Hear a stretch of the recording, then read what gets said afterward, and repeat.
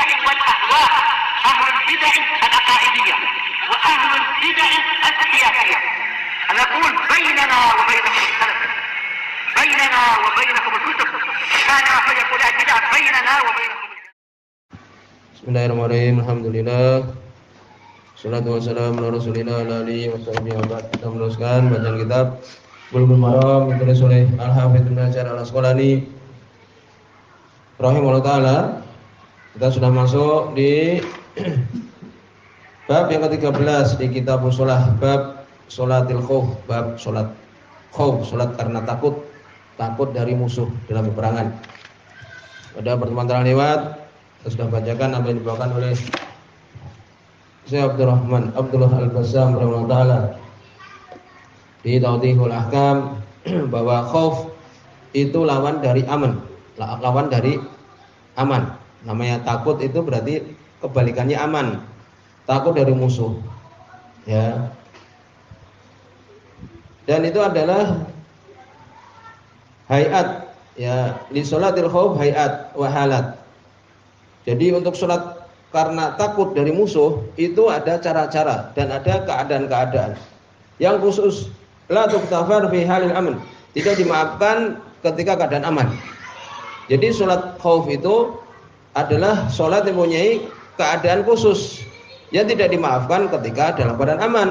Seperti orang bergerak banyak umpamanya, habis sholat bersama, disebutkan nanti bersama dengan Nabi, kemudian pergi ke tempat jaga dia, menyempurnakan sholat, bergerak banyak sekali. Nah ini kan apa? Kalau dalam keadaan aman ya batal sholatnya itu. Jadi dimaafkan ketika sholat tersebut. Kemudian juga disebutkan tergantung juga keadaannya, musuhnya jauh atau dekat. Ya demikian juga peperangannya sudah berkecamuk atau mau berperang. Demikian juga yang lain. Kemudian juga disebutkan rahasia disyariatkan sholat khauf ini. Ya wasiru syariha, yakni rahasia kenapa disyariatkan sholat khauf ini disebutkan ahaduhuma, salah satunya adalah at-taisir. Ya bisa ditulis rahasia disyariatkan sholat khauf adalah kemudahan kepada umat ini, al-hadil ummah. Kemudahan dari Allah Subhanahu wa taala. Ya ma'al usri yusra. Sungguhnya setelah ya bersama dengan kesulitan ada yusron, ada kemudahan. Wasani yang kedua adalah al-muhafadzah ala adai shalah fi waqtiha, menjaga sholat di waktunya. Ini rahasianya adalah kita harus menjaga sholat pada waktunya. Ketika perang saja harus kita melakukan sholat, apalagi ketika aman. Sehingga jangan ketika sholat subuh umpamanya molor sampai waktu ya matahari terbit. Ini tidak pantas.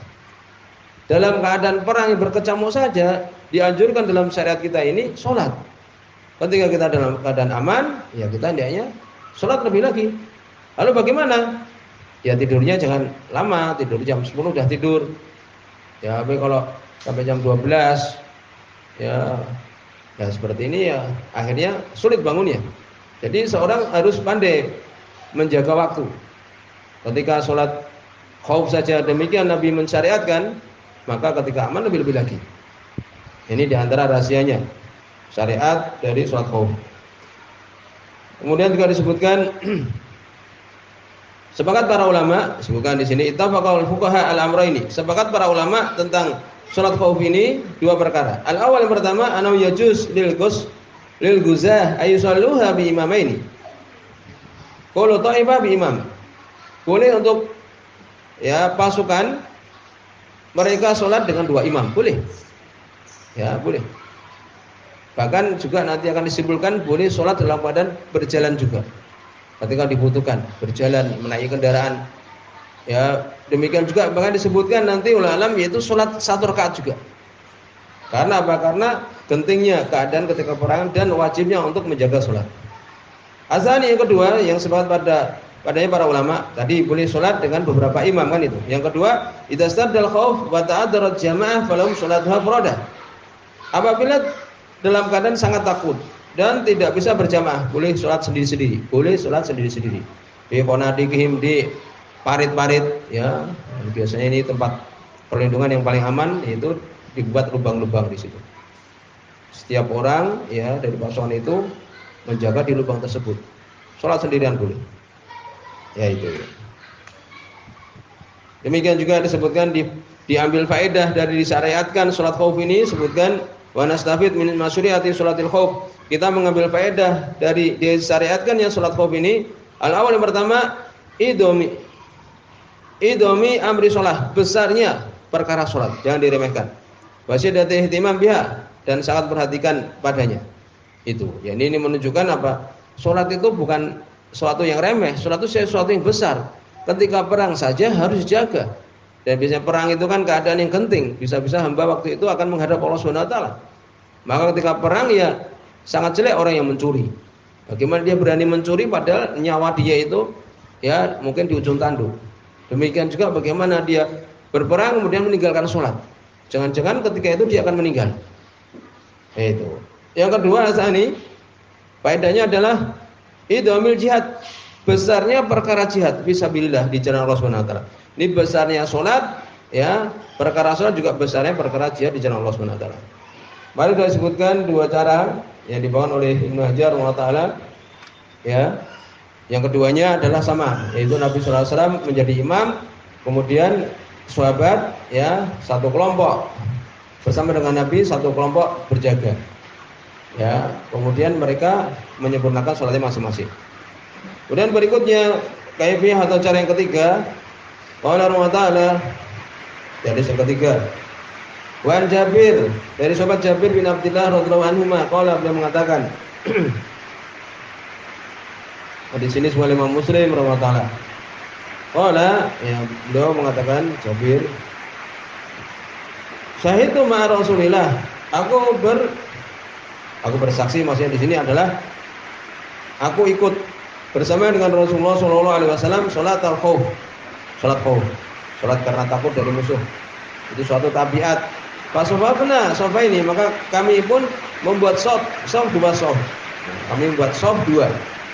Sofu khalfa Rasulillah, satu sof di belakang Rasulullah SAW.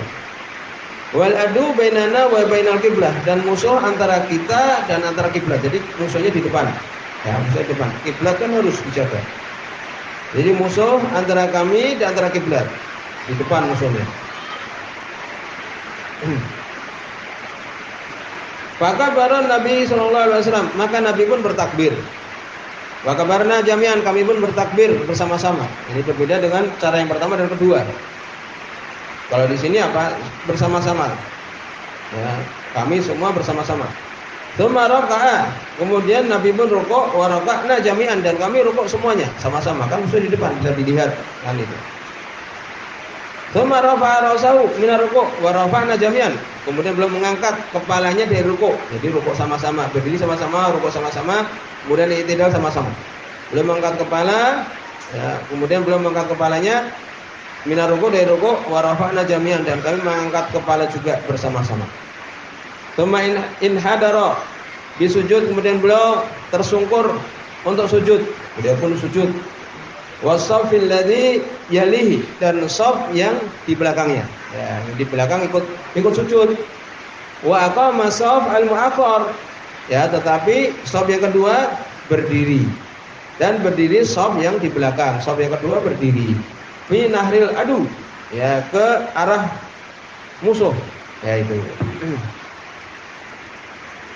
Ini nahar, ini leher dari musuh. Ini di ke arah musuh. Ya demikian. Jadi yang shaf yang kedua, ya shaf yang kedua tetap berdiri. Mengarah ke arah musuh. Falamma qada sujud, ketika Nabi selesai sujudnya bersama dengan shaf yang di belakangnya kan, qama shaf alladzi yalihi. Ya, maka berdiri shaf yang di belakang Nabi. Jadi shaf yang di belakang Nabi tadi yang sujud akhirnya berdiri. Kan itu. Fathul hadis, maka kemudian disempurnakan hadis tersebut. Jadi lengkapnya sebagai Imam Sunani, in hadara shaf al-mu'akhkhar bisujud wa qamu. Jadi tersungkur ini turun ke bawah shaf yang di belakang untuk melakukan sujud. Wa qamu, kemudian mereka berdiri. Ya itu. Wa fi riwayatin, dalam riwayat yang lain, summa sajada wa sajada ma'ahu shaf al-awwal. Kemudian Nabi pun sujud. Dan sujud bersama dengan Nabi shaf yang pertama. Ya seperti tadi disebutkan. Falamma qamu, maka ketika berdiri, ya shaf yang pertama tadi, sajadah shaf tsani. Maka shaf yang kedua pun sujud. Ada para misal sudah menyebutkan semisalnya. Nah, ini di sini berarti berbeda dengan satu yang dua, yaitu apa? Sama-sama mereka ruku di rakaat yang pertama, sama-sama i'tidal. Kemudian baru mereka mempunyai keadaan masing-masing. Wa fi awakhiri, dan di akhir-akhirnya dari hadis ini, tsumma salama Nabi sallallahu alaihi wasallam, dan salam Nabi sallallahu alaihi wasallam, wa salamna jami'an, dan kami pun salam bersama-sama. Rawi Muslim, berkali Imam Muslim. Dari sini, alhamdulillah,